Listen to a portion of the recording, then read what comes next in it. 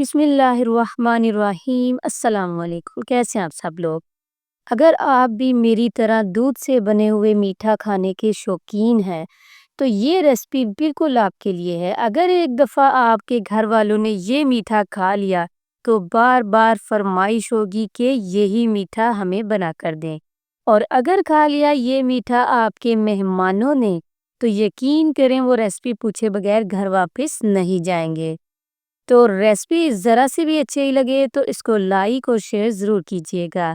तो जी जनाब, यहाँ पे मज़ेदार सा मीठा बनाने के लिए हमें चाहिए सेवइयाँ, जो कि यहाँ पे ये बारीक वाली सेवइयाँ मेरे पास, और सिर्फ़ ये आधा कप मेरे पास सेवइयाँ, ये आप देख सकते हैं। ठीक है? ये वाली हमने सेवइयाँ ले ली हैं। और अब दूसरा काम कर लेते हैं। यहाँ पे मैंने 1 कप दूध ले लिया है और यहाँ पे 2 टेबलस्पून भर-भर के मैं डाल दूँगी वैनिला कस्टर्ड केक। ठीक है? तो और इसको मिक्स करके हम यहाँ पे रख देंगे। ये काम आपने पहले ही करके रख लेना है। बहुत आसान रेसिपी है और बहुत ही झटपट बन जाती है। तो जी इसको मिक्स कर लिया है। अब हम ले लेंगे एक बर्तन और उसमें डाल देंगे 1 लीटर दूध। आप घर का पहले से बॉयल किया हुआ दूध भी ले सकते हैं, कच्चा भी ले सकते हैं, तो डिब्बे का भी ले सकते हैं। अच्छा जी, अब इसमें हम डाल देंगे हाफ कप चीनी का। तो ये डालने के बाद अब इसको मिक्स करेंगे और इसमें एक बॉयल आने देंगे।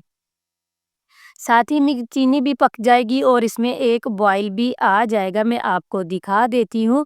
तो यहाँ पे देखें दूध जो हमारा है वो पकना शुरू हो गया है। और अब हम इसमें डालेंगे अपनी सेवइयाँ, जो कि हमने पहले ही आपको दिखा दी हैं। तो ये वाली सेवइयाँ हम इधर डाल देंगे। हाफ कप सेवइयाँ हैं, 1 लीटर दूध है।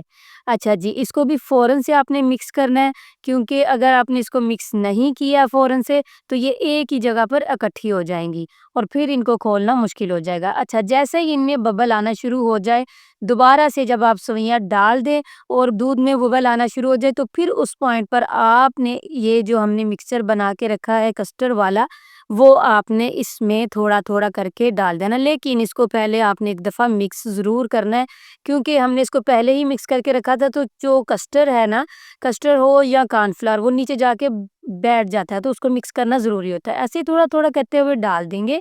हमने सेवइयाँ डालने के बाद जो है ना, दूध को सेवइयों के साथ गाढ़ा नहीं करना, हमने कस्टर्ड के साथ गाढ़ा करना, ठीक है?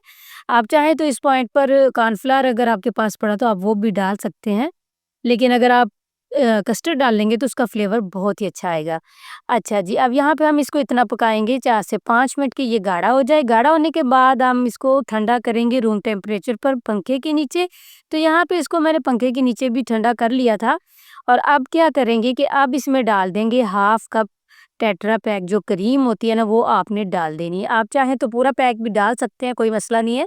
इसको डालने के बाद हम इसको अच्छे से मिक्स करेंगे, तो ये हमारी बहुत ही क्रीमी सी जो है कस्टर्ड सेवइयाँ बन जाएँगी। और अब ले लेंगे इसकी जो डिश ले लेंगे जिसमें हमने इसको सर्व करना है। तो यहाँ पे मेरे पास सीज़नल फ्रूट थे, केला था, सेब था और ये थोड़े से अनार के दाने थे। आप अपनी चॉइस के मुताबिक ले सकते हैं, अपने सेवइयों के हिसाब से। और यहाँ पे मेरे पास काली किशमिश थी, वो और थोड़े से बादाम मैंने इसके ऊपर छिड़क दिए हैं, और चाहें तो दूसरी वाली किशमिश भी डाल सकते हैं। अब डाल देंगे वो जो हमने क्रीम में मिक्स की सेवइयाँ जो थी कस्टर्ड वाली, वो इसमें डाल के इसको सारे मिक्सचर को ना फ्रूट के साथ अच्छे से मिक्स कर देंगे।